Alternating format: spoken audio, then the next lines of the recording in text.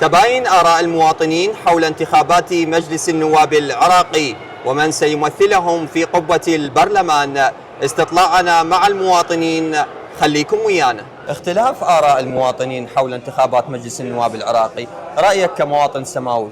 الانتخابات هي البوابة الرئيسية والأساسية للانتقال السلمي للسلطة. نعم. فعلى المواطن أن يسعى لترسيخ مفهوم الانتخابات للأجيال ويكون مبادر ومشارك في الانتخابات. رأيك بالطاقات الشبابية والمرشحين لانتخابات مجلس النواب؟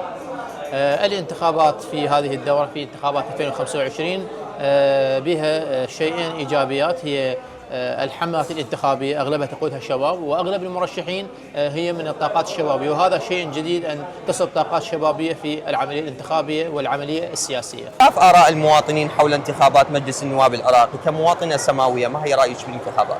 شكرا جزيلا لحضراتكم. طبعا كمواطنة سماوية أكيد الانتخابات هو مرحلة من مراحل الديمقراطية واللي احنا حقيقة نشجع عليها. أكيد هناك اختلاف بالآراء، فهناك من مقاطع وهناك من يسعى إلى أنه يعني ينتخب جهة معينة، بعضهم بين حقيقة لحد الآن، وباقي الانتخابات يمكن عليه أسبوعين أقل، هم لحد الآن ما محددين من اللي ينتخبوه.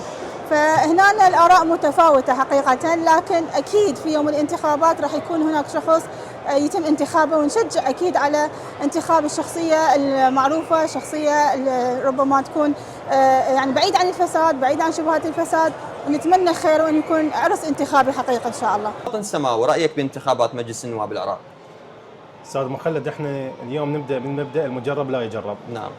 والمواطن العراقي يعني شو يريد المواطن العراقي من النائب؟ يريد من عنده يعني يكون يتواصل وياه، من يروح للمكتبة يقدم له خدماته ويقضي له حاجاته فعلا، يعني مو مجرد هسه هاي دعايات انتخابية وشيء دعايات قبل الانتخاب. والنواب هنا المرشحين اللي عندنا والمرشحين يعني كلهم بهم خير وبركة، بس اطلب من عندهم ان يبرزون جدولهم الانتخابي ويقدمونه للمواطن بصورة صحيحة، حتى المواطن من يختار على معايير وعلى اسس تفيده وتفيد الصالح العام وياه. مواطن سماوي، رأيك بانتخابات مجلس النواب العراقي؟ بالبداية بسم الله الرحمن الرحيم. احنا مجموعة من الشباب السماوية بعد ما بقاش ان شاء الله الانتخابات، احنا ان شاء الله طامحين بالتغيير، وان شاء الله نغير هاي الاوجه اللي هي نطمح بالوجوه الجديدة اللي هي توصل صوتنا. ان شاء الله بفضل الله واهل البيت من نغير لها الاوجه الجديدة راح ترفع من اسم المحافظة بين بقية المحافظات. احنا حاليا يعني نعاني من مستوى خط الفقر تقريبا مثل بقيه، يعني مقارنه ببقيه المحافظات.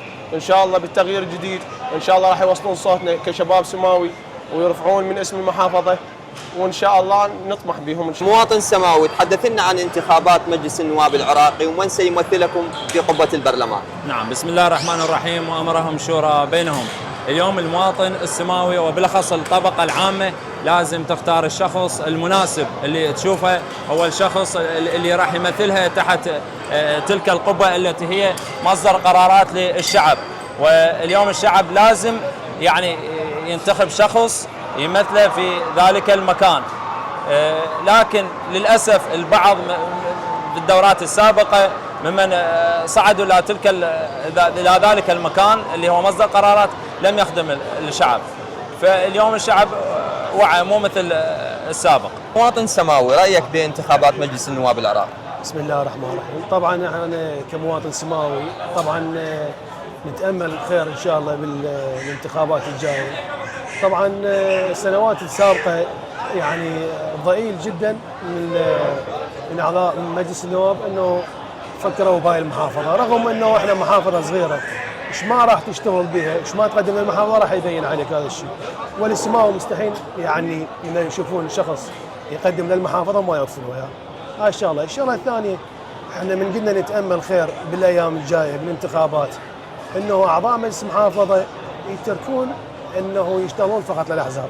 نعم. يعني انت الحزب باكر عقبه ما راح يوقف لك، مو مثل المواطن. باكر المواطن انت ما راح تصعد من المواطن يدق عليك الباب او يخابرك. يعني جاي نشوف السنوات السابقه انهم من جاي يتصلون على المواطن على النائب ماكو اي رد. جيد. بس مجرد انه حصل على الكرسي، نعم. انه نسى العالم اللي وقفت وياه. أحبتي المشاهدين، إلى هنا انتهى استطلاعنا حول انتخابات مجلس النواب العراقي، على أمل ألقاكم في تغطيات أخرى. في أمان الله.